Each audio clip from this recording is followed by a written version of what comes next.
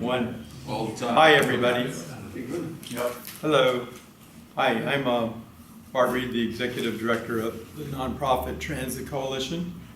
We do transportation educational programs, transportation advocacy, land use planning, and goods movement. So this, of course, is one of our educational programs. We have a couple educational programs coming up soon. We're having Metro Parking with Frank Ching. After that, we're going to have the Green Line extension to the South Bay. Next year, we have the CEO of Metro, Phil Washington, coming. We also have Richard Clark, the head of Metro's development. So we've got a lot of speakers coming. We've got the East Los Angeles Gold Line coming, the Foothill Gold Line Authority coming once they're done with their blackout. So we've got a lot of speakers coming up in the next 6 months or so. So I welcome you all to the meeting tonight. I want to mention those that haven't voted yet. We, of course, are having an election tomorrow, everybody knows. And, of course, the big thing that's important to the industry is number 6. Proposition 6 helps fund a lot of projects that everybody here works on. And it's important that the funding continue for 6. So if you consider to vote a no vote on 6, it'll keep everybody in their home and house and keep the money coming and keep everybody happily employed. So that's our political statement for the week. When we get started here in a second, I'm going to let everybody introduce themselves to Josh so he knows who he's talking with.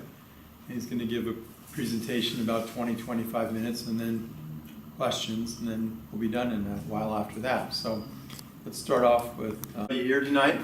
I'll just say that Josh has been running the Office of Extraordinary Innovations for, I guess, you're completing 2.5 years now or so?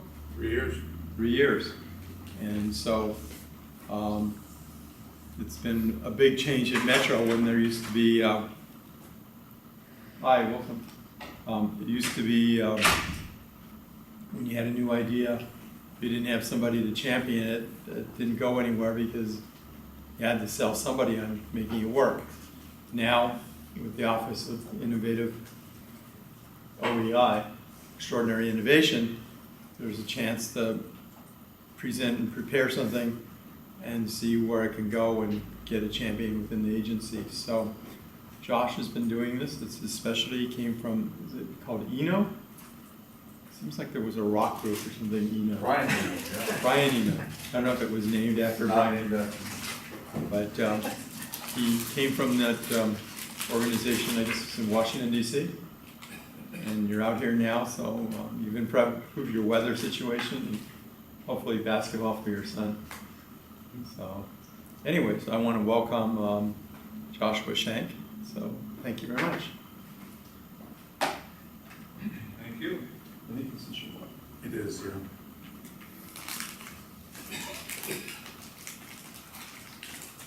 Thanks. Yeah, I came here 3 years ago because I was presented with an opportunity like nothing I'd ever seen, right? A city that wanted to completely reinvent itself from a transportation perspective. That's what I've been looking to do all my life. I was running the Eno Center for Transportation, which was a transportation think tank in DC, invented by William P. Eno, who invented, according to our archives, invented the stop sign. He's taking credit for that anyway. But it was great running a think tank. I came up with all kinds of great ideas. One of my board members was Philip Washington, and I thought these great ideas are wonderful, but it would be nice to have a chance to actually try to implement them. And when Phil got the job here, I asked if I could come help. And it happens that my wife is from Los Angeles, so it all worked out well. And here I am 3 years later, and probably never leaving. So you're stuck with me now. So I'm going to talk to you through all the buckets of things that we're working on after 3 years. We are now, we started, it was just me, got a few staffers, eventually built up. We were handed 2 tools. We were handed the unsolicited proposal process and the strategic planning process. And with those, we've still got those two, you can see those in here, but we've got 4 essentially lines of business, and I'm going to talk through what we're doing in each of those. And it's a small group, so you should feel free to ask questions as they go, and then at the end, we can make it more conversational. I'm happy to do that. So, unsolicited proposals. We opened up the unsolicited proposal policy in February 2016. So it's been going almost 3 years now, and we've received over 117 proposals. I keep updating this slide, but I can't do it fast enough. Of these concepts, 11 are in implementation. What we mean by implementation is an unsolicited proposal, if it is successful, becomes a competitive procurement. It's not like people come with an idea and then we hand them a contract. It's a process through which we develop into a potential procurement, and implementation means it's in various stages of that procurement process, or it has already been procured and is now working. We have engaged, more critically, experts throughout the Metro. Metro is a very large organization, as I'm sure you're all aware. We are a small office of now 10 or so people, and we can't really do much on our own. Everything we do requires collaboration with other offices. And one of the things that we've been able to do by existing is bring innovation, bring new ideas and concepts to the rest of Metro that otherwise might not have shown up on their doorstep. I'm going to go through a few of those just so you get a sense of things that are in the implementation phase. Mobile tolling is one that we have completed. An RFP, we're about to award a contract this month. This is an innovation where you would be allowed to, or able to use your mobile phone instead of a transponder to pay for a toll. It's a pretty straightforward idea. There are a number of benefits. One, it's easier for customers who don't have to get transponders. 2, it's easier for us. We don't have to have gantries. We can be very flexible about where we put the tolls. And we're testing it. It's a pilot program, and that when it launches, and then if it works, we're going to expand to the rest of the express lane system.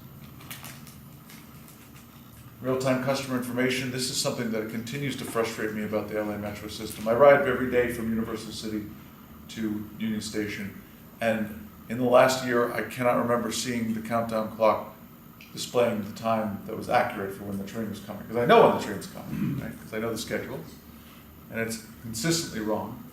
We're trying to fix that. The subway is the hardest place to fix that. The bus is an easier place, and that's where more people are. We got an unsolicited from these guys called Swiftly. They said, look, if you slap a GPS on the bus and use our algorithm, it'll improve your prediction of when the bus is coming. We tested a proof of concept at no cost. Turns out they were right. We are now outfitting all of our buses with GPS and or Wi-Fi, and that should be done within the next 3 years. And in addition, we're going to be testing new algorithms with bus prediction. Normally when you go to you bike to a station, you might notice it's rather cumbersome to put your bike somewhere. You gotta take your chances and lock it to a post, or you gotta rent one of our lockers in advance. You have to have the key, you have to shove it in there, it's a whole thing.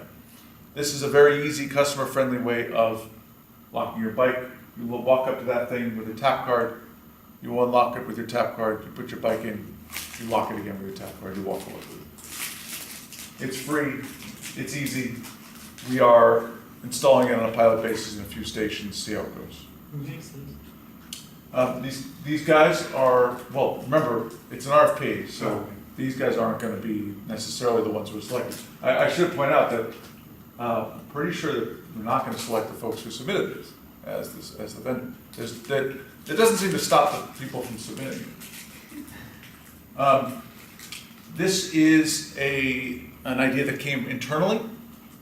It was an unsolicited proposal from someone in bus operations who said, look, you're running the Orange Line, we're running the Orange Line buses, and the operators are speeding up to red lights and then slamming on the brakes because they don't know what speed they should drive in order to make all the greens.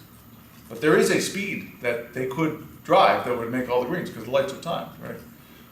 So we're just going to put an iPad on the dashboard that says drive this speed, and they will make all the lights. It'll adjust in real time.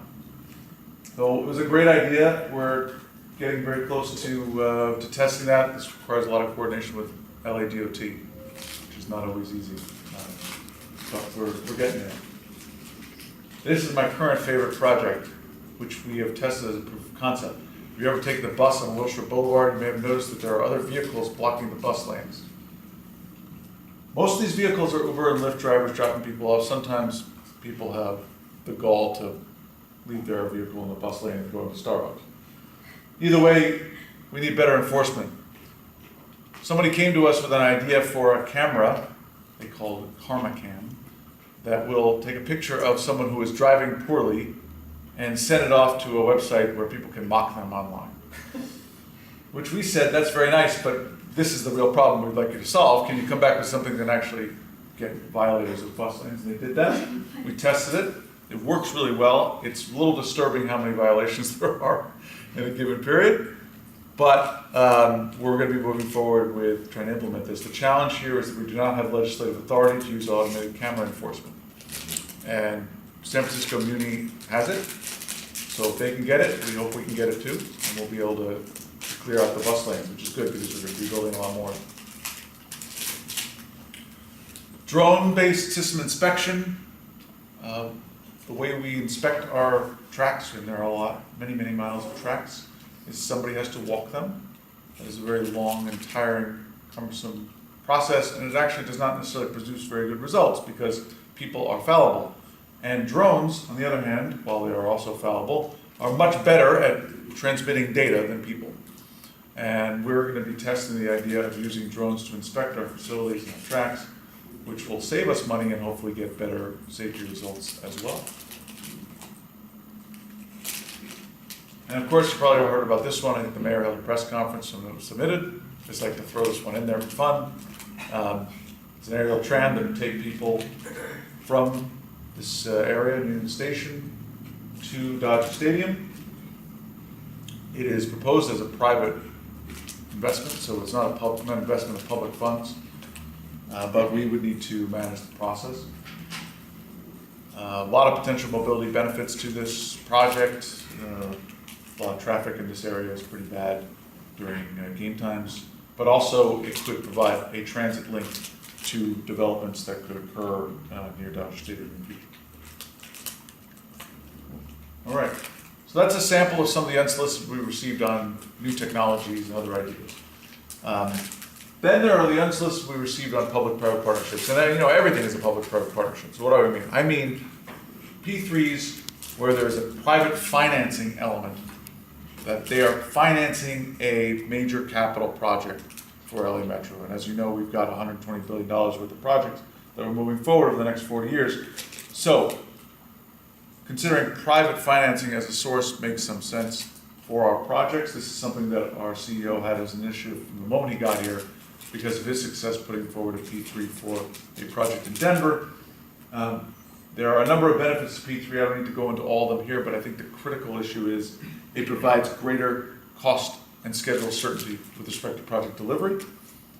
If you're familiar with project delivery of rail transit across the country, in general, 130% of costs or more. So initial cost, take that, add 30%, that's usually your final cost. And schedule delay can be even worse. Trying to combat that, one method of doing that is having the private sector finance a portion of the project.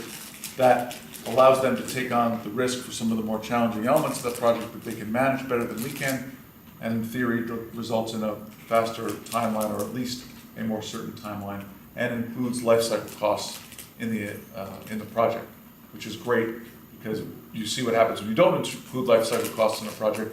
You wind up doing things like shutting down the blue line for years in order to reconstruct it, or in the case of a worst case scenario in New York or in DC, shutting down entire portions of the system for long periods of time. So our first P3 is the West Santa Ana branch. You may be familiar with this project. It's been highly politicized. This is an old map. I believe only 2 of these alternatives remain, but the environmental process is ongoing, and that is the main factor. Once the environmental process is complete, we can move forward with an RFQ, RFP, which we estimate to be in 2020. But the idea is that this project, because it's a project that could be operated separately from the entire rest of the system, could theoretically be operated privately. It could theoretically be maintained privately. If that is the method of project delivery, that could offer additional benefits because when the same entity designs and builds the service that winds up operating and maintaining it, and those departments talk to each other, not always the case for public entities, then you wind up with a more efficiently designed project, a much more customer-focused project. Proposal to pass is the other major P3 that we've decided as an agency that we're going to deliver.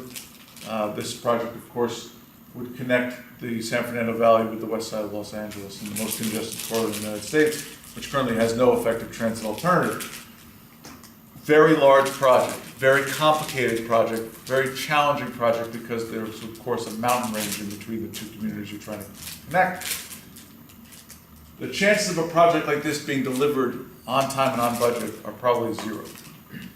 With the addition of the P3 model, and in this case, what is a PDA model, and I'll explain what that is in a minute, we hope to add greater cost schedule certainty by creating a project that's more feasible. So what a PDA does is it brings the private sector developer into the project earlier on in the process. When we're planning to bring them in at the start of the environmental process for this project. Right now it's in feasibility. Once the feasibility analysis is done, we'll go into the environmental process. The developer comes on during that process, and the role of the developer is to try to make sure that the project is being steered towards something that is feasible for them to design, build, finance, operate, and maintain. So they have an incentive to try to focus the project towards that goal. And then when that process is done, they have the right of first refusal on the contract. So what it does is it reduces the competition for the project, and you're probably going to wind up paying more at the end of the project. But it greatly reduces the cost of the project up front, because what you're doing is creating a project that's much more likely to be built. Because the private sector is invoking some of that discipline early on in the process, because they know they have to pay their investors back, so they're not going to try to take on a project that is infeasible. What that means is that a lot of options that might not be on the table for this project are going to have to remain on the table in order for this PDA to be successful. I've heard people make various pronouncements about this project, like it has to be a tunnel, or you can't use cut and cover as a method of delivery, or monorail is a crazy idea. All those things have to be on the table. You have to consider everything if you want to have a feasible project for something like this, because it is so challenging to do. And by the way, we're really only talking about the portion that goes here, this point, right?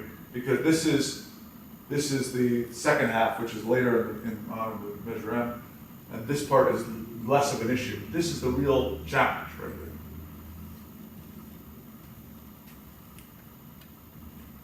Another project that's come through unsolicited, but is not technically a P3, that I just like to highlight because I think it demonstrates what can happen when you have an opportunity for people to submit unsolicited, is our express lanes. Our Metro Express lanes, as you know, are hot lanes that offer you the alternative to skip traffic for a price or to drive an HOV for a reduced amount. We are planning to expand our express lanes network. We were planning to do so over 40 years based on when the revenue is coming in from Measure M. Goldman Sachs told us that's not a very good idea. You can do it all much faster if you just build it as a network and bond against the forecasted revenue of the network. Okay? Because if you know that you're going to have revenue from this network within a certain period of time, that's much more valuable than building it over 40 years. So you can actually reduce the cost of construction and increase the available financing and do it all much faster. So it's one of those kind of like, yeah, of course we should do that. We should build it as a network and build the ones that have the most revenue first. But that's not how we were planning to do it until someone gave us the idea. Goldman Sachs, what did they get out of it? They got to be on our toll bond underwriting pool bench, which we procured. I don't know if they're going to make any money off of this. They got to be a part of the bench when we do the toll bond underwriting. So, but it certainly made us create a toll bond underwriting pool that we wouldn't have had otherwise. There are also 3 other projects under consideration for P3, major P3 projects. We've got unsolicited for the Vermont Transit Corridor that's planned as a BRT, although there's some arguing about that going on, but the folks who submitted the proposal are contemplating BRT. So we're determining whether the P3 makes sense for that corridor. There's an express lanes, express bus network. It's unsolicited. The idea there is that the private sector would help us build these express lanes. They would use some of that revenue to run express buses in those lanes that they could theoretically run better or more effectively than we could. The problem with that proposal is it takes away the revenue from the previous thing that I just showed you on the managed lanes. So it might, that's the challenge we're trying to balance. And then East San Fernando Valley, which is a Measure R project, north-south light rail line in the San Fernando Valley.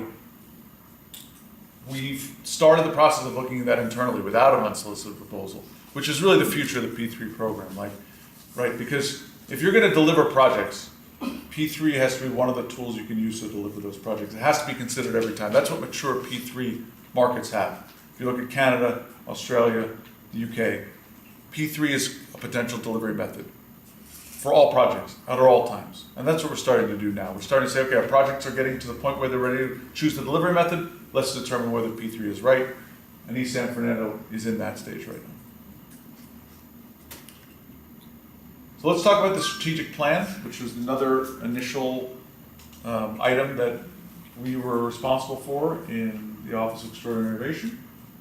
The strategic plan passed in June by the board unanimously. It's Vision 2028. I suggest you check it out. It's online. The basic problem statement that we came up with for the strategic plan is that travel demand continues to increase on our oversubscribed transportation system. We did a tremendous amount of outreach in order to develop this plan. We surveyed our customers, which is not just our riders, but the entire population of LA County are our customers. They pay us taxes. We surveyed our employees. We did a tremendous amount of outreach and roadshow throughout the county, throughout the divisions. And this was the problem statement that we distilled from that. The basic problem is that we're using our transportation system capacity in a highly inefficient manner. Single occupancy vehicles, people driving alone. That is the essence of the problem of transportation in Los Angeles. We don't have enough space for everyone to drive alone. So we have to fix that. The vision that we came up with is we want to create a system of transportation that increases prosperity for everyone. Not just for the people who can afford the best options, but for everyone. And that people should have access to swift and easy mobility at any time and anywhere within LA County. And that the system should be able to accommodate more trips. It's a bold vision for a place like LA. These are the outcomes that we defined. Within LA County, you should be able to walk or roll 10 minutes to get to a high-quality mobility option. Not say bus, we did not say rail, we said high-quality mobility option because it could be any number of things. We don't have to be in the business of only supplying one type of transportation. I'll talk about our microtransit project later, that's another example. 15-minute max wait time. That doesn't mean you have to wait 15 minutes, but that you shouldn't have to wait more than 15 minutes at any time of day. Bus speeds that are 30% faster. It's embarrassing how slow our buses are now. It's not really our fault, frankly. Traffic is really terrible, but it is our fault in the sense that we don't have enough exclusive bus lanes, and the ones we have aren't enforced effectively. So we need to fix that. And options to bypass congestion. We can't just allow the streets to be used the way they are now, where it's a first come, first served basis, and everyone sits in traffic, and a bus sits behind a Tesla. Does not make sense. We got to fix that. So these are the 5 goals we came up with. Number 1 is providing high quality mobility options. Number 2 is creating outstanding trip experiences. So it's not just that the option is a good one, it's that it's a positive experience for people. Enhancing communities through the mobility we provide. Collaborating with partners across LA County, we can't do this on our own. And trustworthy governance, giving accountability for what we're trying to do. I'm going to talk a little bit about the high quality mobility options and the second goal as well. Those are the most exciting. Certainly leveraging our greatest asset, which is bus service, as a top issue when we're talking about high quality mobility, but also improving state of good repair, continuously improving safety and connectivity, and then leveraging another underutilized asset, which is Metrolink, which is carrying only 35,000 people a day with a population of about 15 million people in the 5-county area. That's just an unacceptable use of that resource. We have to figure out how to get more. But at the same time, we have to manage demand for transportation, which we have not done very well. which means that we have to have a pricing policy for our services that makes some sense. Right now, it is kind of all over the place. So we have to have a consistent pricing policy. We have to expand the express lanes network because that's going to be great for alternatives to bypass congestion. We have to check out whether congestion pricing might make sense for LA on a grander scale. We're going to be looking at that very soon. That's something that our boss is very serious about. He's not afraid to talk about it anymore, which is great. We have to price our roads effectively if we're going to change mobility in Los Angeles for the better. Improve goods and people movement, and expanding access to new mobility services. Yeah. You say you have to price our road effectively, what does that mean? Well, right now, the price of people pay for driving is essentially a zero out-of-pocket cost, right? There's a handful of toll roads, but in LA County, anytime you drive, you pay for gas, you pay for the maintenance of your vehicle. You're not paying anything for the fact that you're choosing to drive at the time when everyone else is choosing to drive. So we have to do something to price the roads to discourage people from driving alone all the time, which is what they're doing essentially. There's way more demand for driving alone than there should be because we've priced it too low, is the way to think about it. Just like in the Soviet Union, when they gave away bread for free, people lined up for it. When you give away road space for free, people line up for it. That's what traffic is. So let's talk a little about the customer experience. This is how we see that. You gotta be able to plan your trip. You gotta be able to buy it easily. You have to have convenient access to the transit stop. You need to know when things are arriving, when your vehicle's arriving, and that should be obvious. You want a faster, more reliable journey so you're not stuck in traffic. That's where the pricing comes in, that's where the bus lanes come in. You want good coordinated transfers between modes, and you want to get there on time. That's the full range of the customer experience. And in order to be successful, we have to hit all those touch points effectively. That's what the strategic plan is all about. So let me close by talking about some of the new mobility projects that we're working on, which are also very exciting. Almost everything else I've described has been a project that is not necessarily residing in our office, but we are champions of that project. So we might champion an unsolicited proposal, or champion a P3, or the strategic plan, we are the leaders, but it's a metro-wide effort. These are projects that just didn't fit anywhere else in Metro, and so we got to do them. And those are only two of them. There are no new mobility projects because we just don't have new mobility at Metro yet. And so when we received an unsolicited proposal for microtransit, we couldn't just hand it to operations. They couldn't do it. It was too far afield from what they're used to. Microtransit is essentially an on-demand transit service that pools riders together in a vehicle. The idea of microtransit is that it can do two things better than our traditional transit routes. One, it can connect people who provide first, last mile services to our stations more effectively because it gives you greater certainty in terms of wait time, and it potentially gives you a faster trip, right? If you're taking a bus to one of our stations, you got to walk to the predetermined bus stop, you have to wait for the bus, and then you might even have to transfer before you get to the train. In this case, you could have an on-demand service that picks you up, might make a couple of stops to pick up other people, and then drops you at the station. It's going to be more direct. But similarly, it's not just first last mile services, it's also potentially substituting for existing transit trips or vehicle trips. So if you're currently taking 3 buses to get somewhere, that's only a 4 or 5 mile trip, an on-demand service point to point could be a much more effective means of servicing that trip for a transit rider. But also for people who are driving. If you're currently driving somewhere and you prefer to take transit, but the only option is a series of slow buses, you might prefer an on-demand service that will get you there and you don't have to deal with parking.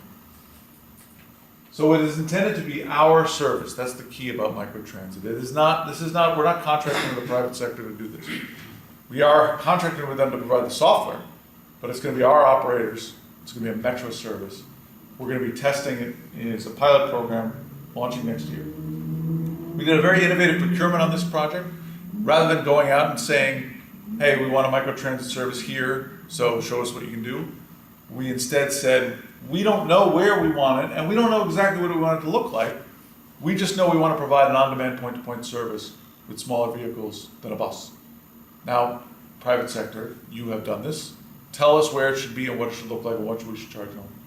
And so we have 3 different firms right now that are under contract competing to tell us where this service should be. And they're gonna come back to us in January, and we're gonna go to the board next year, probably around March or April, with an idea for what this service plan should look like. Probably it will be multiple zones where we'll test it out throughout LA County. And it could even be multiple software providers, but it'll all be Metro service. The other on-demand service we're providing is Mobility on Demand. And this is through an FTA grant that we received. Our partner in this project is VIA. VIA is a transportation network company you may not know of because they only operate in DC, New York, and Chicago as an independent entity. They are only shared rides. So if you've used Lyft, Line, or Uber Pool, it's like that. You can only go shared rides. They won't give you your own individual car. Our original partner on this grant was Lyft, and we broke up with them because they were an unsuitable partner for a number of reasons. VIA was more than eager to take their place. Here, it is only a first last mile service to 3 stations. So these 3 stations are TJ Almonte and North Hollywood, meant to test light rail, BRT, and heavy rail stations in various parts of the county, all with challenges in terms of accessing stations, right? Because right now, if you can afford it and you have a smartphone, you can take a TNC, Uber or Lyft, to and from a station. So we're not trying to serve those people. We're trying to serve the people who cannot afford it, who do not have smartphones, who might be disabled, all of which cannot use Uber and Lyft today as they exist, because they're inaccessible. So we're seeing, the experiment is, if we open up transportation network company type services to groups that currently cannot use them, will that get more riders to our stations? It's a 1-year pilot with an option to extend, because I think it's a great model. I like to end with the differences between mobility on demand and microtransit, because people always get these 2 confused. So I always just like to go through this so you remember the difference. Because mobility on demand, again, is only first last mile services. Microtransit is all trip type. Mobility on demand is a 1-year pilot. We're looking probably more like 3 for microtransit. Mobility on demand is 3 zones around metro stations.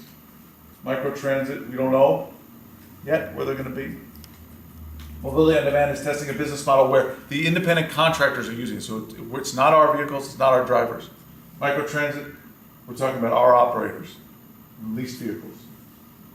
Well, tap integration on mobility on demand is not really going to happen. You will input your tap card in order to get a lower fare, but you're not going to be able to use your tap card to pay, unfortunately.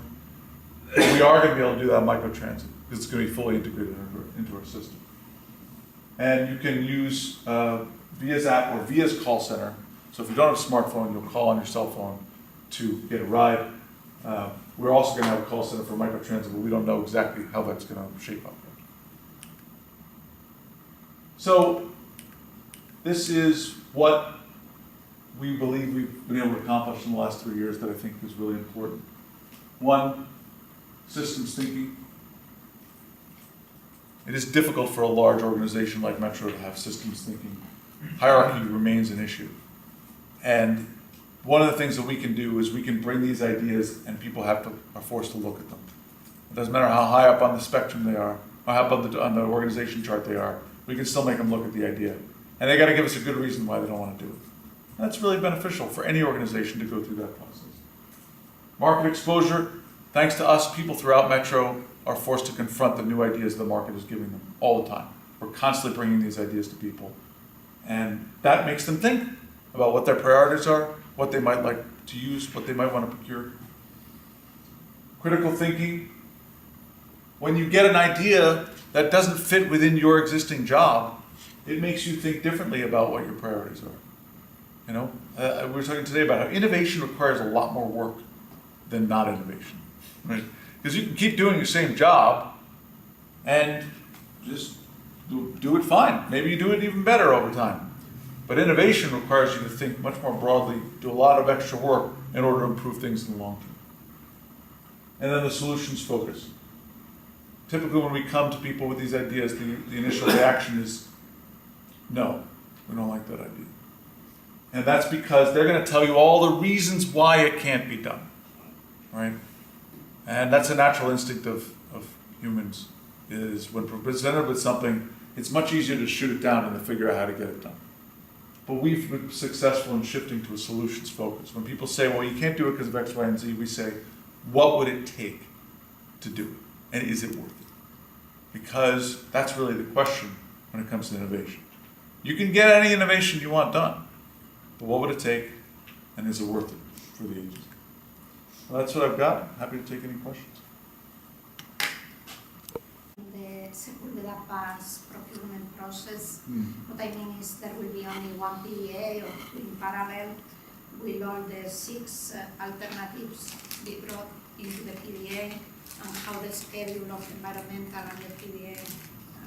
Yeah. The answer is we don't know yet exactly what the structure of PDA is going to be. We're still sorting that out. We've been doing market soundings to test the various different models. We hope to make a determination by that soon because we're going to be trying to get the RFQ out early next year. As far as how many alternatives will be carried into the process, I can't predict that, but we're trying to keep it as open as possible. Obviously, we don't want to overburden ourselves with alternatives that aren't realistic, but the more alternatives we can keep on the table longer, the better chance we have of delivering this project effectively in mind. And your last question was? The schedule of the Schedule, PDA right. versus the. Yeah, so we're trying to bring the developer on exactly when we start the environmental process, which should be sometime late next year. When we kind of finish the feasibility and get into environmental, that's when we want the developer to start. Your work with VIA, you mentioned Artesia, El Monte, North Hollywood, and that it was only going to be provided to those who don't have access to a smartphone. What is that market? Well, I should have meant it. It is intended Okay. to open up the market to people who do not have smartphones or cannot currently afford Okay. to use a TNC, but anyone can use it. So do you have any numbers about what that market looks like in Artesia, El Monte, North Hollywood? Yeah, I mean, we have a pretty strong idea that those were chosen for specific reason, right? Is that the demographics of those neighborhoods indicate that there is a very high proportion of low-income and minority individuals, and that we know that there's a greater percentage of smartphone penetration among wealthy, and also that people who have smartphones who are wealthy are more likely to have data plans. A lot of what we found is that there are customers who don't have data plans. They might have smartphones, but if you don't have a data plan, you can't actually procure a TNC very easily. So there is some pretty strong evidence that those neighborhoods have that need, and also that those are stations that suffer from access challenges That's, based on how we've drawn the boundaries. yeah, it was pretty strategic in terms of the demographic and then the station locations in those 3 places. Yeah, I mean, some of it is political, right? Because El Monte, Foothill is one of our partners on the grant, and so we were going to do something in their service area. And we certainly wanted to have it spread out throughout the county. We weren't going to put them all in the same supervisorial district, things like that. But if you've ever been to the Artesia station, you know it is incredibly difficult to access on foot and dangerous to access on foot because of the casino there and the fences, and it's just a disaster. And if you look at I didn't show you the catchment area, but if you look at the catchment area for North Hollywood, we have plenty of good service going to North Hollywood, north and south. But if you're trying to get there from east of the station, good luck. There's not a lot of good bus service. So that's where this is intended to be. And for El Monte, it's south of El Monte that has the access problem. So that's where we're trying to bring people in. You already answered it. Oh, Actually, so, question, have you ever thought about requiring, are you aware of like Uber Pool, for an example? Sorry? Uber Pool, yeah. have you guys thought about maybe requiring Uber to have 2 or more riders? That's kind of like microtransit in a way that it's using an existing system, Yeah, it's funny you mention that because I didn't linger on it, but one of the strategic plan initiatives is that we are committed to trying to figure out what our role is in regulating the transportation network companies like Uber. So we don't currently have the authority to do that. They're regulated by the CPUC, state organization. Right. But CPUC does not, in my opinion, do a very effective job of regulating them because they're not trying to accomplish the policy objectives like the one you just outlined, right? Right, that's intended for the state, not some particular city that have different And it's intended for safety, right? I mean, they're trying to say, okay, let's make sure that safety rules are followed. And there is a strong argument to be made that Metro, and I'll make it, that Metro is funding all the roads in the county, which we are. We are funding the transit alternatives in the county, which we are. And that these guys are coming along and attempting to profit off of the investment that we're making. So I would think, should potentially have the ability to charge them for that privilege. And if we were able to charge them for that privilege, we could provide incentives for exactly the kind of thing you're talking about, right? We could say, we will charge you less if you're carrying more people in your vehicle. We'll charge you less if you're dropping people off at the transit station. So those are the types of things we're going to be looking into as part of the strategic plan implementation is what are our legislative options as far as potentially regulating the TNCs so we can take control of that, yeah. No, unrelated question. Are you aware of how like London's congestion-based pricing works? Yes. Have you considered something similar, and could you explain how that works? I just know the idea of it kind of vaguely. Yeah, the way the London system works, it's a cordon pricing system. So there's a boundary drawn around the center of the city, and they charge you, unless you are a TNC, by the way, taxis are exempt, or certain vehicles that are exempt, they charge you a fee to go into that zone, essentially. And it worked very well when they first started, but they haven't been able to raise the fee, and they also exempt too many vehicles. So there's been a lot of traffic congestion that's come back after they started it. But it's still been a pretty strong success. We haven't started our feasibility study yet on congestion pricing, but when we do that, I think that we're going to find that cordon pricing is not necessarily an effective way of pricing LA, because we don't have a central business district akin to that in London. You could argue that it's favoring those who are wealthy, right? Because I want to say in London it's like $15 or something like that. So that's the kind of argument that's going to come up, right? And the argument I would make against that is our current system strongly favors the wealthy. The reason our current system strongly favors the wealthy is that bus full of 50 people who have no alternative but to take the bus, which is a lot, not everybody on the bus, but a lot of people, that bus is stuck in the same traffic as everyone else. And that is inherently unfair because those folks are all pulled together and using a very small amount of road space. And meanwhile, these other cars that have one person in them are taking up a lot of road space too. And so that's inherently unfair to the poor. And our transit system, which does not have by and large exclusive lanes, has an average household income on it of $19,000 a year. So the current system is dramatically unfair. If you take the money that you get from road pricing and you invest it in public transit, that is a massive wealth transfer from rich to poor. So I would view that as more equitable than the situation we have today, if we were able to implement it. Joshua, before you came to Metro, you were at a think tank, and I'm Yeah. sure you talked about many, many different things. What are some of the things that you were thinking about? Everything you see here, what do you mean? You're doing it all already. I'm doing it, yeah. Is there anything that you haven't gotten to yet, or that you'd be really excited about seeing happening in LA as you're looking forward to that? Well, you have to understand that I worked at a think tank that worked on transportation across all modes. Now, these are just the transit and urban transportation ideas. I'm not going to be working on air traffic control reform here, but that was. But you had ideas. That was, yeah, I had lots of ideas on that too. But no, I mean, most of what you're seeing is the stuff that I had developed. I mean, I think the only area that I haven't really been able to get into because it is so far outside the purview of Metro, and we're trying to take some of it in the strategic plan, is road safety. And it is our responsibility to some extent, but to a large extent it isn't. And when you think about where people are dying on roads and what we can do to affect that, we're somewhat limited. But we did put in the strategic plan that we want to be able to pursue legislation to improve road safety.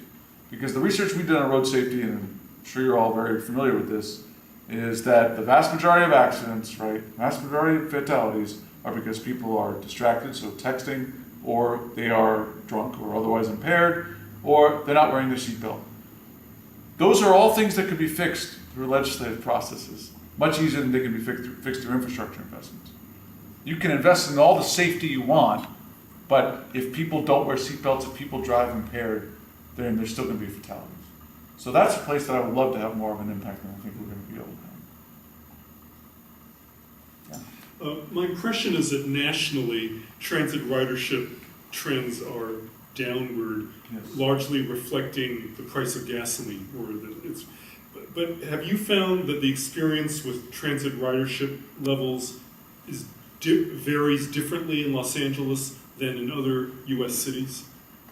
Yes, we're doing worse than a lot of other cities. Our ridership is down more than other cities in many cases. You know, Seattle has increased transit ridership during the same time period, so it's not every city where it's down. And in fact, the most recent UCLA study that I saw that looked at this did not say that it was gas prices. Instead, they attributed the challenge to the fact that automobiles have become more affordable and more ubiquitous, and that we've added 2.3 million people, but 2.1 million cars in the last 10 years. So I think there is an argument to be made that the two things that we need to do to address our mobility problem and to get transit ridership going back up, which are related, not the same thing, are you have to provide better transit than we're providing today. And we're going to do that through Measure M, and we're going to do that through the strategic plan, providing better bus lanes, better customer experience. And you have to manage the demand for the automobile. You cannot let automobiles continue to be as cheap and easy to use as they are today and expect to have any different result than we have today. The first is a lot easier politically than the second. Much easier. That's what, I mean, we got 71% of the vote for Measure M. Everyone's in favor of building more stuff. That's easier. Not easy, but easier. But yeah, when it comes to the stick side of things, much harder. But, you know, when I sometimes I speak to, I speak to a lot of different groups of things and many different reactions. A lot of times the reaction is, well, this is unfair to poor people. But then on the other side, you get wealthy who don't like it either, who will say, well, isn't that just more government, more taxing, more spending? I'm like, yeah, I guess so. But what is the alternative? What are we going to do? Because we're not going to build more freeways and road space. That's just not happening. And even if we could build more road space and freeways, there would be more demand for that too. So we got to do something. And if we don't put it on the table, we don't have the courage to put it on the table, then what are we doing with our lives? We're not really addressing the mobility problem. Yeah. Oh. Yeah. Is somebody here? Yeah, so you're talking about VMS, whatnot. VMS? Oh, variable message signs. Oh, okay. So I just feel like this is kind of a criticism in general, not to your office specifically, but I feel like the signage in subways, the metro, is just horrible. I feel like Kyoto's metro is easier for me to navigate than metro here, and I don't speak the language there. It's just, there's got to be a better way. Is that something that your office would think about, or is that not within your purview? Yeah, I mean, I did talk about that a little bit with respect to the idea that this was something that was really important, and we had, the unsolicited proposal from Swiftly that tried to deal with this a little bit in terms of providing more accurate information, because a lot of times the information we do provide is inaccurate. But there is currently a new advertising contract that we have completed, not my office, but Metro has completed, that will vastly improve the display of this information as well. So the advertising contract is wrapped into the display of effective passenger information on screens that are highly visible. I think one of the things I would think about is the density of people on the road. So not that there are two people in our cars, etc., but perhaps the car is too big for the number of people it carries, which is a different type of thinking. Yeah. And that combined, getting small units combined with driverless would probably provide a better solution, a cheaper solution, and one that you could effectively use your lanes much more effectively in a couple lanes. Yeah. I think that'd be great. I mean, we are always looking to test new technologies and new ideas. So of those 117 proposals, we've gotten 0 along those lines. Doesn't mean we wouldn't be interested in it. We'd be very interested in it. Is there funding for something like this? Because, a lot of this, if you rely on the private sector, I know you talked a lot about P3s, Yeah. and I've also worked with P3s, and they've all not worked. And we have P3, for example, in the health system, and you get a monopoly, prices go up, you have no controls at all, and it becomes very expensive. It works well for a short period, but then it either fails or it becomes not worth it. You know, London Transport tried it. I went out there when they were doing that. You know, Well, that's different, that's privatization. So I'm not talking about privatization. When I talk about P3s, the control over the fare structure stays with Metro. There's no escalating costs. The contract says we pay them an availability payment based on when the facility opens for the next 25 to 30 years. That's the current model. What you're talking about, privatization that happened in London Underground, that's not feasible here nor desirable. no, that's exactly what they did. Exactly what you did. But two of the companies didn't price it well enough; they went broke. The third one, which was Vector and Jarvis that I worked for, If you're talking about pricing, then they didn't do what we're talking about. Because we're not talking about pricing. We're talking about Metro sets the fare. There's no pricing by anyone else. how does a contractor get paid? Availability payment, they're that's not right. paid So- based so on there's fares. a price associated with that. No, the price is negotiated when you close the deal. So we're gonna close the deal and we're gonna pay them a certain amount every year for 25 or 30 years. 30 years. That can't change, it does not change. Okay. Okay, that's what London did. And two of them went broke. And Bechtel, Amy, and Jarvis was the one that succeeded. Canada has delivered probably 6 or 7 light rail or heavy rail transit projects using this model. None of them have gone broke. They've all been delivered with greater cost certainty. Okay. And similarly, Australia has been effectively delivering P3s for years on highway projects. It's not an untested model. It's something that's Yeah, I know. It took, so some of them went broke straight away. And one of them went I think, after again, there's a 7 big years. difference between privatization and a public-private partnership. Okay. It is possible for a consortium that is part of a P3 Yeah. to go out of business. When that happens, and we saw it happen in San Diego, for example, the government has tremendous benefit from that because they just got a facility that they don't even have to pay for anymore. So, it's a question of what you're looking at when you talk about a failure or a success with P3. Because from our perspective, a success is, are we able to deliver the project for less or in less time or both than we would have if we'd done used a traditional delivery method. And that's what we're hoping to accomplish with P3. Yeah. Yeah, I'm still kind of stuck on the I guess the cost of the road thing a little bit. Cost of the road. congestion pricing. Yeah, so I guess my thinking is there a possibility that these freeways will become costways when you have to pay to get on the freeway? I mean, is that like the kind of thing, but that's the way it sounded like to me. Yeah, that is the goal. Whether we'll be able to achieve that is another story. Okay. It's a very challenging goal. We're setting a very high goal for ourselves. And that's because the freeways, as you probably noticed, are not working. They are stuck. They are unusable at peak times, and oftentimes they're unusable at off-peak times. Yeah. And so we're trying to make them usable again. And as long as they remain free at all times, they will be unusable when the demand is highest.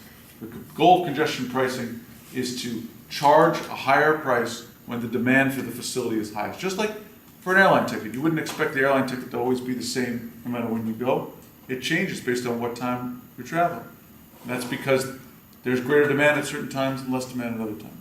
It's the same concept. And couldn't it be argued that we're not really paying the full price of what it costs to ride on that road anyway? I mean, it's subsidized by the government anyway, so. That's true, but I would argue we are paying. We're just paying with our time. We're paying with environmental degradation. We're paying in terms of what we've done to communities that are affected by freeways going through. So we're paying in a lot of ways. This is just trying to allocate that cost to the people who are actually imposing it on society, which is us, all of us drivers. So you would charge people for the use of the freeway, which means they would then move off the freeway onto the streets. Like the ones who can afford it will use it. Again, I don't know exactly what it's going to look like. The idea would be, and if you look at the places that have implemented congestion pricing, this is what's generally happening. Enough people shift their travel patterns so that congestion is reduced. So in other words, a lot of people who are driving at peak times might say, oh, I now have to pay $20. Maybe I could drive at a different time. Or maybe I could use public transit. Or maybe I'll telecommute. They find other alternatives is what happens. And it's not, I don't know what the best structure is for LA yet. That's why we're do a feasibility study. It's possible we'll just price the freeways. More likely you're gonna have to price the side streets too for exactly the reason you were just getting. Yeah. You mentioned the PDA for Sepulveda Pass. Is there any reason why the other respective P3 projects wouldn't have that as well? Or is it Sepulveda Pass is such a complicated and large project? Or? Yeah, I mean, PDA is a pretty untested model with respect to transit. It's a pretty radical departure from our traditional delivery method. There's no reason we couldn't use PDA on other projects. We just haven't had a project come up where it would make sense yet. But we're open to ideas. What's a PDA, sir? A PDA is a project development agreement, so it means that we're bringing the developer on earlier in the process of the project so that they can help develop the project, and then they get the right of first refusal on the contract for the project. So it is essentially bringing in someone that will reduce the amount of competition for the contract, but increase the viability of the project up front. It's a risky move. And those were unsolicited proposals? Yeah. To do that? Yeah, we got unsolicited proposals to do PDA on West Santa Ana as well, but we declined to move with PDA. Instead, decided to use a regular P3.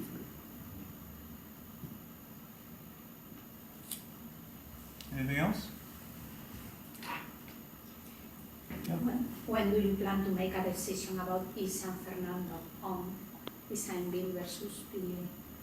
Well, we'll have a lot more information after tomorrow, as far as funding goes. So, I don't think it's going to happen tomorrow after the polls close, but I think once SB1 is settled, and we have a better sense of the funding situation, I think that's going to smooth the way for a decision. It's creating a lot of uncertainty, as you might imagine. Yeah. You talk about leveraging Metrolink. Yeah. How would that be accomplished? Great question. I just put the ideas out there. You got to figure it out. No. So we're gonna for all the initiatives in the strategic plan, we're trying to assemble teams that are going to take responsibility for that initiative. With respect to Metrolink, we already have a team within Metro that deals with Metrolink. They're gonna try to get responsibility for it. They're gonna assume responsibility for it.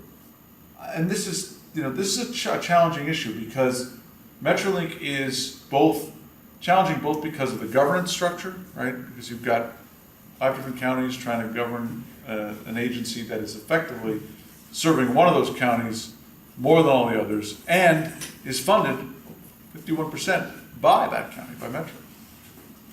So there's the governance structure, and then there's the issue of the fact that they're using right-of-way that is not owned by them. It's largely owned by the railroads.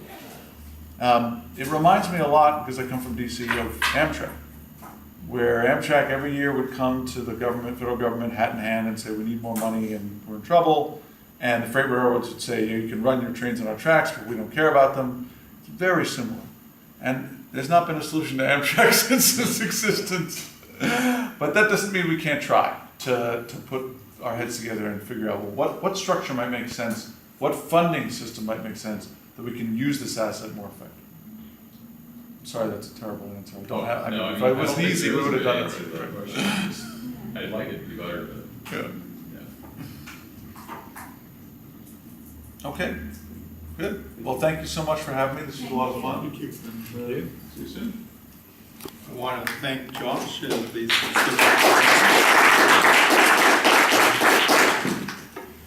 I want to mention, that very soon we're going to have a meeting on parking. Parking is, we don't see much about parking, but it's a multi-billion-dollar industry in Los Angeles. Everybody has put a vehicle somewhere, even if it's a transportation network company, you need to be able to pull over and use somebody else. So probably one on parking, and we're going to have one on the Green Line. So next year we have Bill Washington and we have Richard Clark. So I wanted to mention that. And anybody has recyclables, bottles, put them in the recycling thing.